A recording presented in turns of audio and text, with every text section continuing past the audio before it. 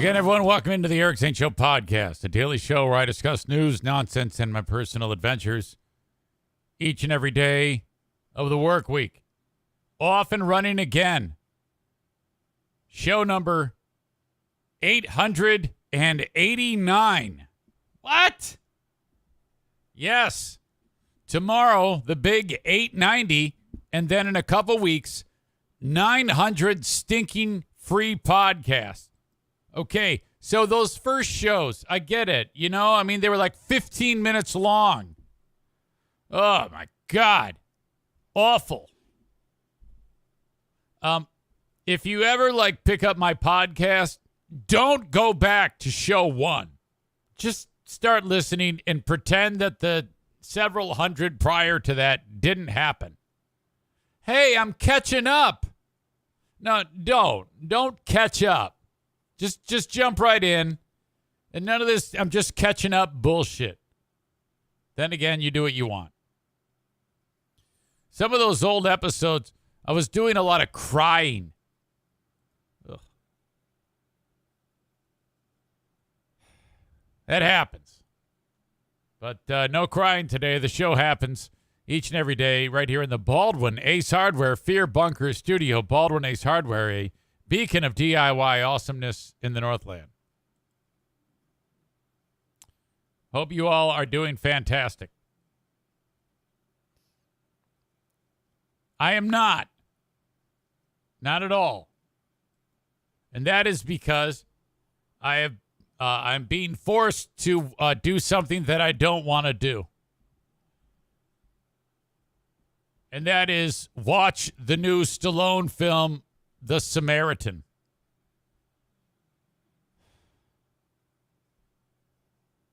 Several days ago, Adam, I call him Adam Balboa because he loves Sylvester Stallone so much,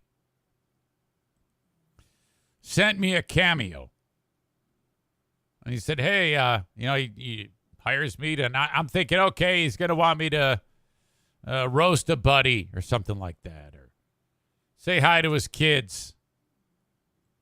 And it wasn't until yesterday that I actually got a look at what he wanted me to do. You open up the Cameo app.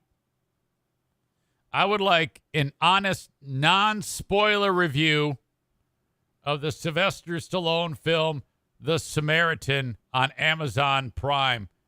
You dick. I would not have watched this film. I took one look at the trailer for this dumpster fire, and I'm like, no, this thing just looks like shit.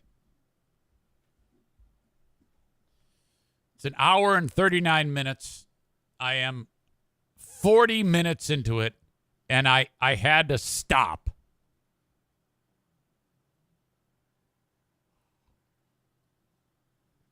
I'm going to finish it, but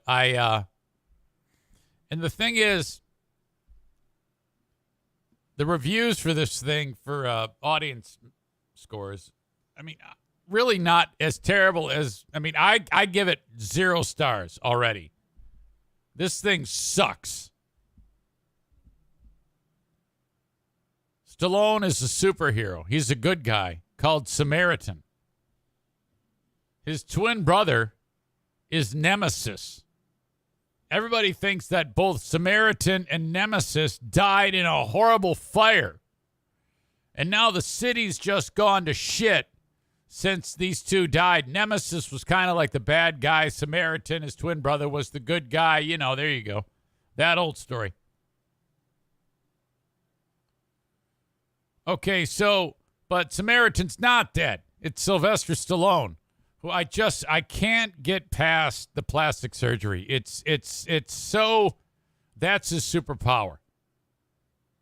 You just look at his face and go, what the fuck? What is, I can't quite put my finger on it. It doesn't look bad. And too much of this film is, when people watch it, like Adam Balboa, who loves Stallone so much, I don't know what it is. It's like the film sucks shit, but people like Adam are more impressed with the fact that Sylvester Stallone doesn't look like a 76-year-old man, I guess. I don't know. Yeah, he looks great, though. Yeah, I'm not going to see the film to see how great Sylvester Stallone looks. This movie features all the ridiculous things you'd see in a Stallone movie.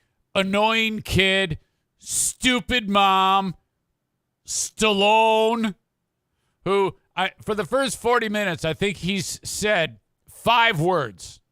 He just kind of walks around. That's the superhero skill, is walking around, apparently. And really stupid part number 1. He's powered by ice cream. I am not kidding you. Samaritan is powered by ice cream.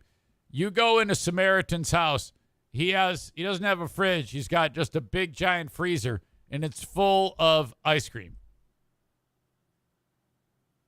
So I'm to the point now where any type of mystery and intrigue is fading away with the whole powered by ice cream thing. Oh, my God.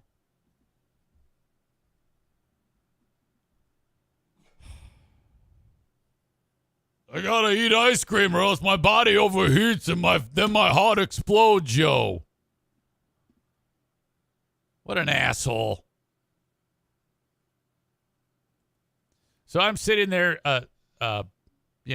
trudging through this film.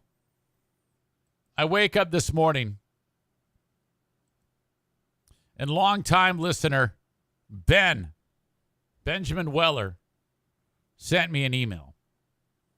Again, Adam Balboa made me watch this film so that I can give this. I'm already stealing all my thunder by giving you kind of like a half review of as far as I've gone. It's as soon as I got to ice cream eating, I was like, fuck this shit.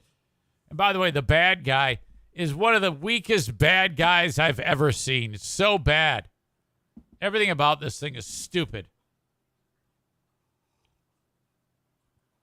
Ben writes, Eric.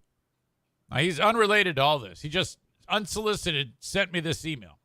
While I'm watching this shit show, I gotta tell you, that Adam Balboa, or whatever his name is, was right. I watched the new Stallone movie tonight, and it was great. What an action movie. If you have Prime Video, you need to watch. Seriously, watch it now. Ben in Ionia. Okay. Dude, what the fuck? Unless there's a dramatic turnaround, I'm not going to be able to get past the powered by ice cream thing. I responded with, I'm 40 minutes in. It's pure shit. Ha, ha, ha, ha, ha. And it is. Oh, my God. Hang on. I got to drink this.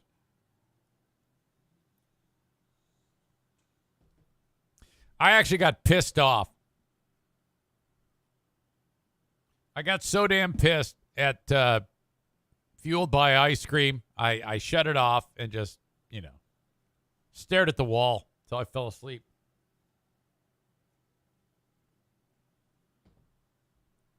If you have Amazon Prime, you can watch this stupid thing. I'm learning that the best I can do is not going to be good enough when it comes to Grand Rapids Half Marathon on October 16th, I believe it is. It's just, okay. Improved? Sure. Did I lose by 45 minutes last time? Yes. Am I going to lose by 45 minutes this time? Probably not. Am I going to lose? Absolutely. I'm being realistic here. I put my best effort yesterday. Yesterday, it is a 6-mile run as fast as you can go for 6 miles. Race pace. I stopped for like 30 seconds a couple times to get a drink of water. But basically, run as hard as you can for 6 miles. I averaged 8 minutes and 40 seconds a mile. That is not going to do it. That is a full minute or more slower than what our pal Mike Ball is going to do. I think, unless if there is some type of injury that takes place. Silver lining, that means I'll lose by less than 20 minutes. Well, okay, great.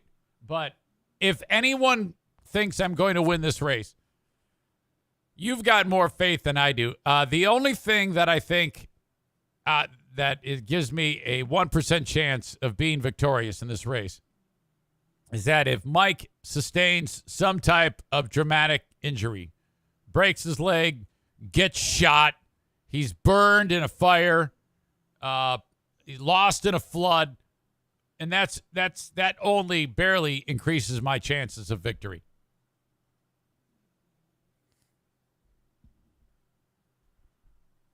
Will I continue on? Yes. Will we raise a ton of money for the AT Children's Project? Yes, that is the saving grace in all of this, raising money for sick kids. But we are about 5 weeks out. 5-6 weeks out. I think I'm on week 11. So 5.5 weeks out. All right. I should probably reach out to the AT Children's Project and get them up to speed on this. They didn't have any idea. I haven't even pursued that. Jesus, what an idiot. So I'm on the treadmill yesterday and just chugging along. That's tough when you're on the treadmill and you know that you're slow, but yet you have to finish a workout. It's like all I wanted to do was stop the fucking thing. Just quit. Also, if I quit, I will say this. It sucks getting old, and if I were to just stop, all I would do is eat, and no exercise, and not live as long. And I just don't want that to happen. Okay? I just want to live a long time. So the second I stop moving, then I'm fucked. I've got to keep going. While on the treadmill,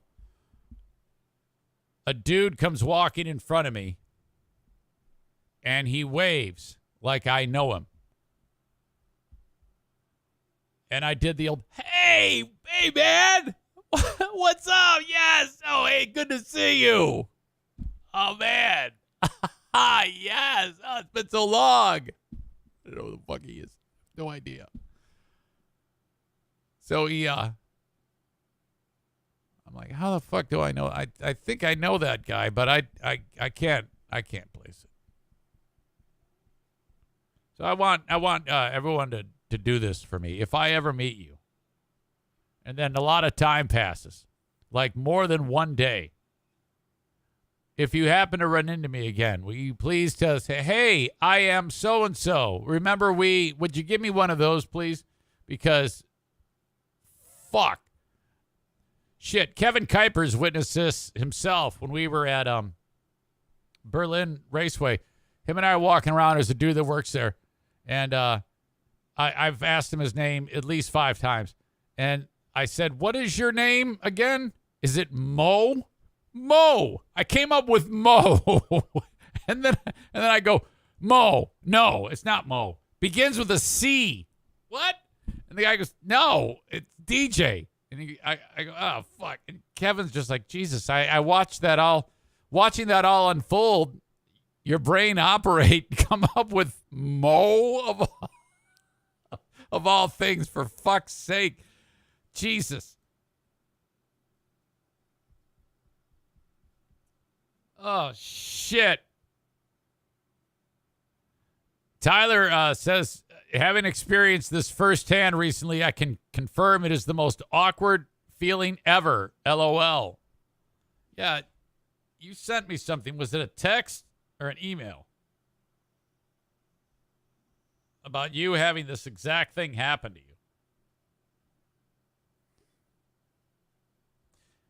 He writes, Every time I've ever heard you tell a story about not knowing someone's name who starts talking to you, I've always thought, why doesn't he just say, sorry, I'm drawing a blank?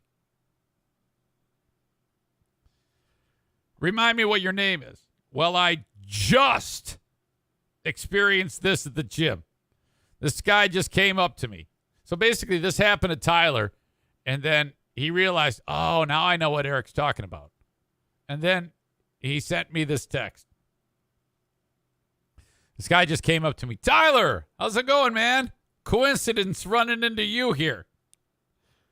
I have zero fucking idea who this guy is. I don't even recognize the face. I panicked and pulled the classic Eric Zane. Hey, man. How you doing, guy? Most awkward shit I've ever experienced. I faked a phone call from my wife to get out of there quick and continued staring at him from across the gym, trying to figure out who the hell this is. Still no clue. Anyways, sorry for the long text. Just wanted to share that I understand the cringy, awkward feeling now. Yes! Shit, I had one the other day, and there's this dude who, same thing, and I'm like, fuck. And I went over to Team Knuckle Dragger. I go, hey, what's that guy's name? Which guy? I go, the black guy. They go, I don't know. I go, fuck. I always see him, and he remembers my name, so he's always like, hey, Eric. And, you know, I want to be able to walk up to him and say his name. So we're trying to figure it out. And then I went over to this chick named Courtney who works at the desk. I think I might have mentioned this, but I didn't mention the fact that he's black. First time I told the story. This is, so I walk up to Courtney. I go, hey, can you tell me what that guy's name is? She goes, well, I'll go into recently checked in.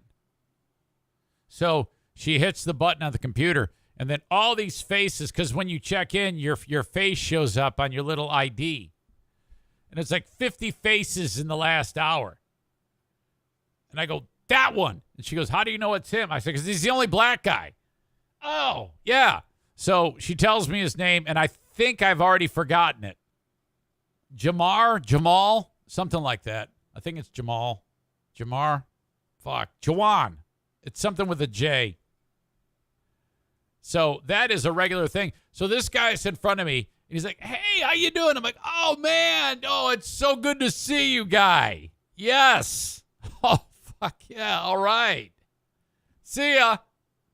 I'm on the treadmill. I get off the treadmill, and there he is, and he is jacked. He is absolutely shredded, and he's got tattoos everywhere up and down his arm. I'm like, who the fuck is this guy? Do I know him from here? I mean, he made it seem like we're old buddies or something. What the fuck? So I realized I had to figure this out. So I go walking up to him. I go, do I know you from here or from out of this facility? Is that how do I know you from the YMCA, or have I met you elsewhere? He goes, you just interviewed me. I'm like, what? Are you the lead singer of what the fuck is that band? I don't remember. I got and he goes, Matt Alcama. I'm the one of the coaches on the kids, the young ladies Little League World Series championship team that won the big game. I go, oh fuck yes, Matt! Oh my god! Oh, so awkward. Shit. So I had met him only virtually.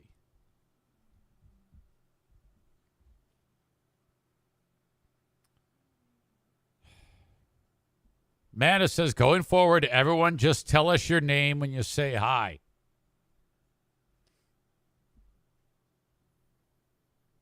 Chris, you're getting stories mixed up.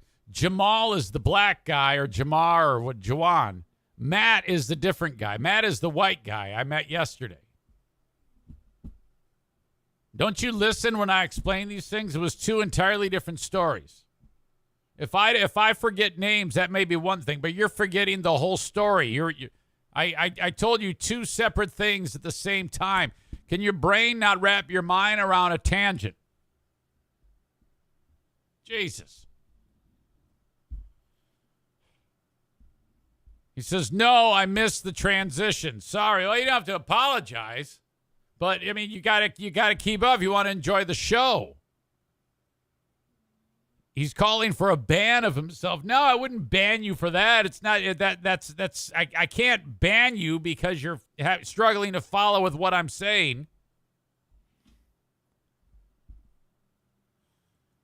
Other than that, it was cool. I hate that feeling so much. If I remember your name, you've really made an impression on me. Damn it.